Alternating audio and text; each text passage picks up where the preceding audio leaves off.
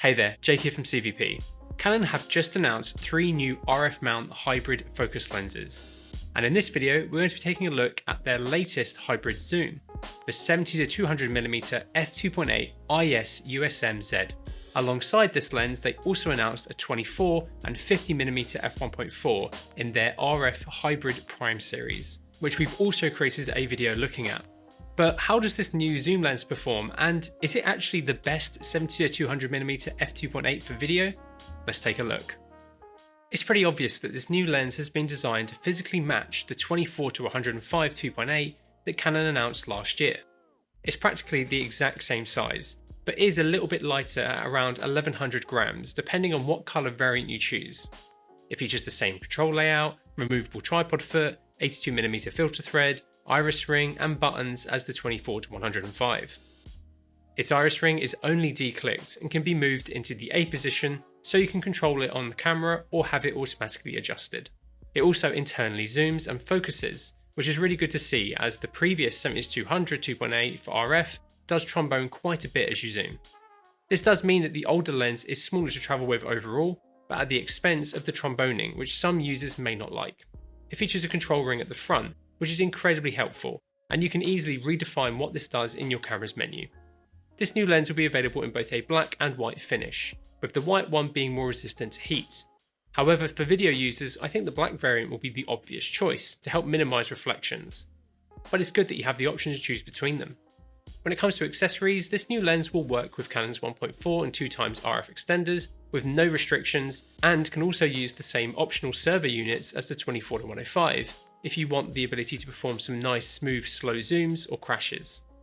There are 2 versions available depending on what kind of control you want. Both will provide remote control of the zoom with Canon's camera control app, add support for Canon's XT protocol, allow for zoom operation to be assigned to buttons on certain camera bodies, and allow for power to be fed into the USB-C for higher speed control. For certain productions, these will be a no-brainer, as the fine control of the zoom will really elevate your production value. This lens that we have with us here today to test is a really early pre-production unit, so performance we are evaluating can change between now and final production units hitting end users' hands in November. We've only had this lens for about 48 hours and we've not had long to turn around this video either, so please let us know if you have any more questions down below. Anyway, let's check out how this new lens performs.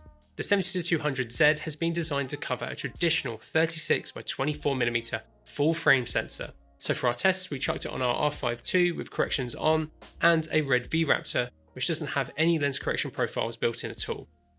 We then captured some frames across a range of different focal lengths, apertures, and focus positions of our light box. Looking at the stills when corrections are applied, you can see some light fall off inconsistencies towards the corners, but overall illumination looks good. The footage from the Raptor looks good as well, especially considering that it's not got any lens profile corrections at all, just the straight lens performance. We can see a touch more light fall off overall, but there's no hard vignette at all, which is good to see considering how much wider this sensor is. If you want to keep up with the latest and greatest kit, please subscribe to the channel if you haven't already. If you want to buy anything you see in this video, or want to get your hands on this new lens or any other kit for that matter, head over to cvp.com where our experienced team is waiting to help you. It's great to see more video focus lenses hitting the market from Canon, but like the 24-105, this new 70-200 does come at a price. It's going to retail at just under £3,500, which means it's around £700 more than Canon's regular 70-200 2.8 for RF. But Canon has said that this new lens should have the edge over this regular version, and of course it has a lot more usability features for video or hybrid shooters than the standard 70-200 does. So it could be worth the extra cash, but let's take a look at how they actually compare.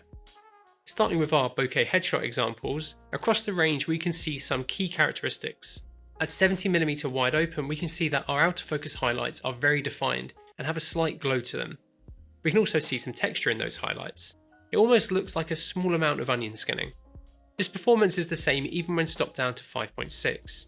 In regard to shape, it looks good in the centre wide open, however towards the corners you can see some cutting.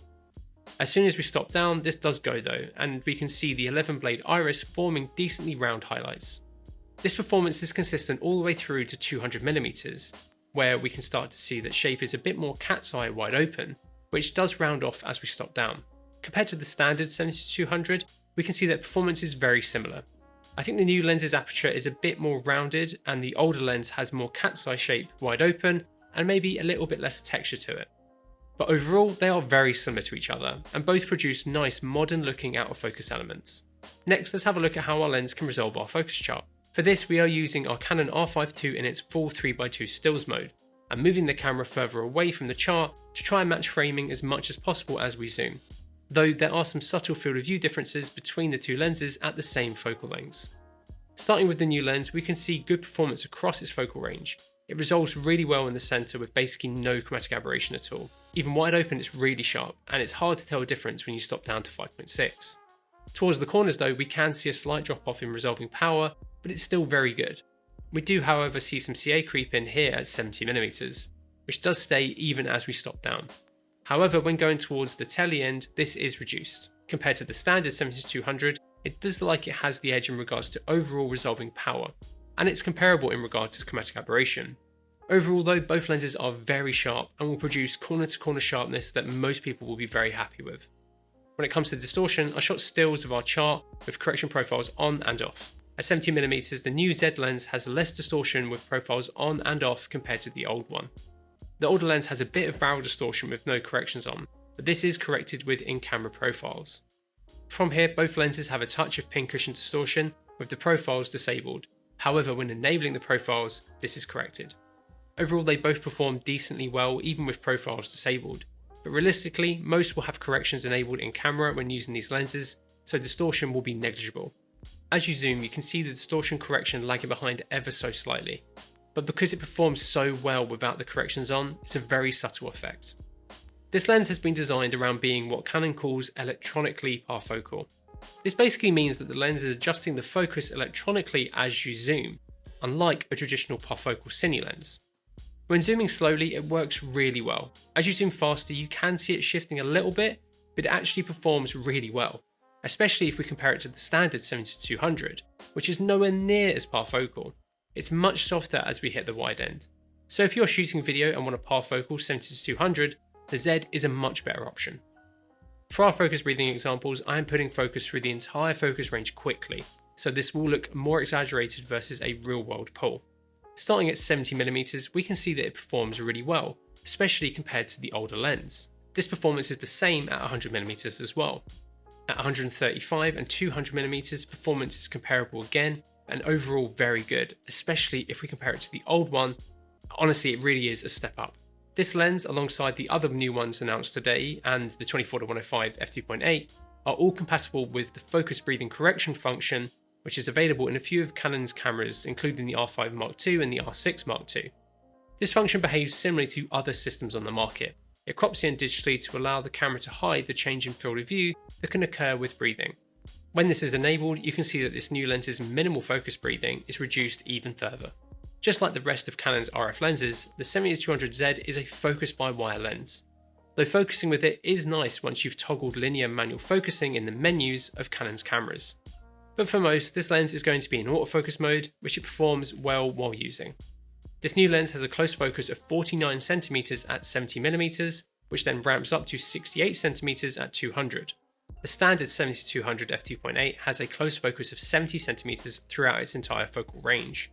So it's good to see that this new lens is much improved over the previous one, and 49cm at 70mm is pretty good. Right, let's take a look at how the lenses perform in regards to transverse aberration.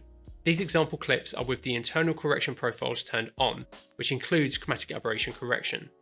This new lens has pink ready aberration before and green aberration after our point of focus. This is pretty consistent throughout the range, but does shift more blue and ready towards 135mm. Compared to the standard lens, it's pretty similar, but maybe a little bit worse, though this could be because of the new lens being pre-production, and really the difference is pretty minor. In the real world, I didn't see too many glaring examples of CA during our video examples, and with stills, it's decently easy to correct in Lightroom if you do run into some. This new lens has 5.5 stops of optical image stabilisation built into the lens, which can become more powerful when paired with Canon's cameras that have sensor IS as well. There are two stabilizer switches on the lens, one to toggle it on and off, and then the other to switch between the three different modes. Mode 1 is standard, Mode 2 is tailored for panning, and Mode 3 only enables during exposure. From my time with the lens, the stabilisation looks really solid. Even zoomed into 200mm, it really does help smooth out those little movements, and looks like it performs well for both stills and video. A lens's flare characteristic is a very subjective thing. For these examples, we grabbed a torch and blasted down the barrel of each lens. We tried to keep the torch in the same position, but did move the camera as we changed the focal length. The flare overall looks nice. It's decently consistent throughout the focal range, which is good. We'll be putting the full uncut test on our Vimeo as soon as possible, so if you want to see these and the rest of the tests in full, make sure to follow us via the link in the description below.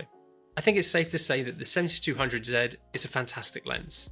It takes the great optical performance of the standard 7200 2.8, but brings all of the fantastic quality of life upgrades from their previous hybrid zoom, and improves on the overall optical performance, especially if you care about the video performance of this zoom. It can produce a very similar nice image as their standard 7200, but it's decently parfocal, has minimal breathing, and an overall far better design for video shooters. And for many video shooters, it will be worth the extra cash over the standard 7200 because of all these awesome little additions and tweaks. And I can even see some photographers grabbing this one as well, especially those that missed the internal zoom from the EF 7200 2.8s. Pairing this lens with the 24-105 and even some of Canon's hybrid primes now means you have a really nice series of video hybrid lenses to choose from for Canon's series of RF cine and hybrid cameras, which is really great to see. If you want to pick up one for yourself, I've put links to our website down in the description below. Let us know what you think of this new lens and if you have any further questions about it in the comments below. And if you liked the video, please give it a like and maybe consider subscribing so you don't miss out on our awesome upcoming content. And thank you again so much for watching.